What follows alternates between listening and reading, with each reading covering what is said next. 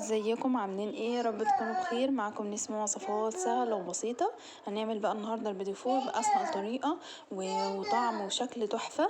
زي ما انتم شايفين كده شكله جميل جدا، ما يتفرقش عن بتاع المحلات، وطعمه والله فعلا ما يتفرقش بردك عن بتاع المحلات. بيدوب كده دوب ماسك نفسه وفي نفس الوقت بيدوب. شكله جميل ازاي. يلا بقى اعملوا اللايك ومتابعوا القناة وفعلوا الجرس واعملوا شير للفيديو عشان يوصلكوا كل جديد. يلا بينا بقى، تعالوا نشوف عملنا الحاجات الحلوة دي ازاي. معنا كده ده كيلو من الزبدة، بس انا هقول لكم المقدار ده بتاع يعني ايه ضعف الكمية اللي انا عملتها. انا هقول لكم المقدار اللي انا هقوله ده على كمية 600 جرام من الدقيق. اما ده انا الكمية دي مضاعفاها، يعني عامله من كل ده حاجه من كل الكميه حاجتين.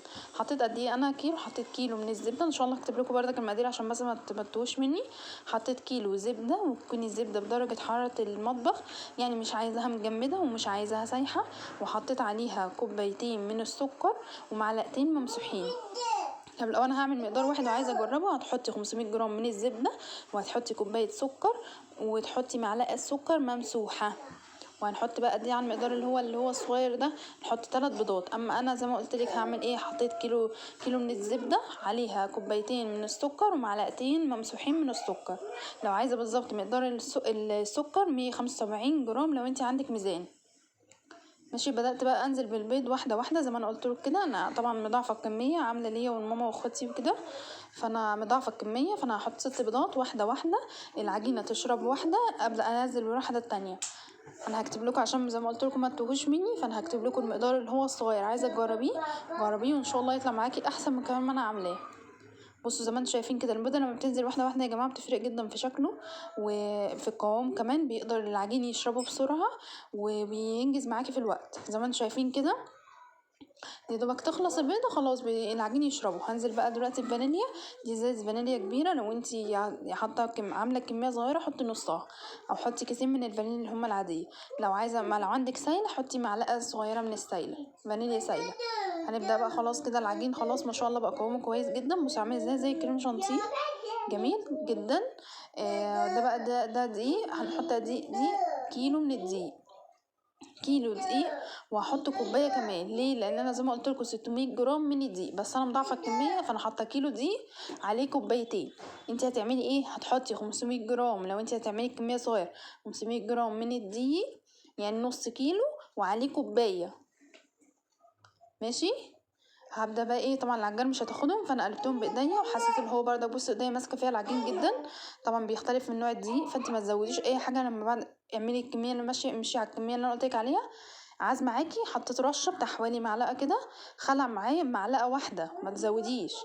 طري جدا، طري جدا فوق ما تتخيلوا. هو البيتي فور بيبقى ناعم ناعم وفي نفس الوقت ماسك نفسه. طبعا ده بالقرطاس، وعملته برده كمان يا جماعه بمكنه البيتي فور، طلع معايا ما شاء الله برده جميل جدا. بصوا بينزل سهل وبسيط ازاي. امسكي القرطاس ابداي دوسي كده من تحت وهو هينزل معاكي سهل قوي، مش محتاج اي مجهود. بص شكله جميل ازاي. برضك هعمله زي ما قلت لكم بمكنه البسكويت لو حد مش عنده القرطاس. مكنه البسكويت برضك ما شاء الله هتعمله وماشيه ما شاء الله معاها حلو برضك، او ما عزتش دقيق، يعني ما تزوديش لمكنه البسكويت دي. بس طبعا انتوا عارفين مكنه البسكويت يعني لازم تعمل حركات كده غريبه يعني. نزلت بس لزقت فوق، بعد كده الحمد لله راحت نزلت يعني. اعملي بقى الاشكال اللي انت عايزاها. طبعا مكنه البسكويت بتاعه البيتي فور بيبقى فيها اشكال كتير، الشكل اللي انت عايزاه اعمليه. بص سهل وجميل وتحفه يعني. عملنا بقى برضك الشكل ده. عايزه بقى مثلا تزوقيه بقى، حطيت له انا كريز، عندك عندك بندق، عندك زبيب، عندك فول سوداني، اي حاجه انت عايزه تزوقيه بيها حطيه. هندخله على درجه حراره كام؟ 170 درجه زي البسكوت بالظبط. بعد بتاع حوالي 10 دقايق كده من ربع ساعه ابدا يبص عليه شوفي هيطلع باللون الحلو ده. طبعا كل فرن غير التاني، فبرضك خلي النار لو انت مش عندك درجات حراره خلي النار متوسطه زي البسكويت بالظبط، نفس السوا بتاع البسكويت. بصوا بيبقى لونه دهبي وخفيف وحلو ازاي. بصوا ما شاء الله برضك ده كنت انا حاطه له مكسرات، برضك طلع لونه دهبي وحلو ازاي ما شاء الله.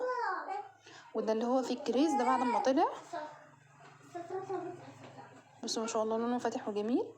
هنبدا بقى طبعا خلاص بقى سيبيه يهدى خالص. هنبدا بقى نزينه معانا بقى كده المربى اللي انا كنت عاملاها، لو تفتكروا مربى الفراوله او اي مربى انت عاملاها او اي مربى انت اشتريتيها، حطيها في كيس هتسهل معاكي جدا، او في كيس اللي هو الحلواني اللي هم الشفافين دول، بيتباع كتير قوي، بيبقى الباكيتة بكتير يعني بيبقى فيها كتير. معايا بردك هنا دي كريمة شوكولاتة، ان شاء الله هبقى انزلكوا فيديو ليها. دي بردك كريمة شوكولاتة انا عاملاها في البيت، عايزه اقول لكم تحفة، حاجة كده فظيعة. انا بستناش عنها، بستعملها في حاجات كتير قوي، فان شاء الله هنزلكوا باذن الله فيديو بس اللي هي قريب. وكده بقى عملت خليط بين مربى مشمش ومربى فراولة، وحطيت لها بتاع حوالي معلقة مية سخنة تفك بس. واللي هنا حشيتهم بكريمة الشوكولاتة، قلت بقى هعملها من بره بالمربى. وكده ده مكسرات، عايزه بقى انت اي حشو انت عايزه تعمليه حطيه بالمربى، وتحطيه في جوز الهند باي بقى اشكال من اللي هي الحاجات الملونه دي اللي هي الحاجات بتاعه التورت. حطي بقى اي حاجه انت عايزاها هتزين. بصي التزيين ده بقى بتاعك انت، ليه مجال واسع قوي يعني، مجاله بجد ما يعني ما اقدرش اقول لك بالظبط حدوده ايه. معاكي بقى مثلا لو انا بديكي حل يعني، لو انت عايزه تعملي بالشبكه، لو عندك شبكه ابداي رصي عليها وحطي على طول، رشرشي على طول الشوكولاته فيها. لو مش عندك الشبكه طبعا هتمسكي الوحدات كده وتبداي تحطيها. عايز تحطي من فوقيها مكسرات هتبقى حلوه معاكي. عايزه مثلا بعد كده تحطي عليها شوكولاته بيضه في كيس كيس بلاستيك، تحفه جدا.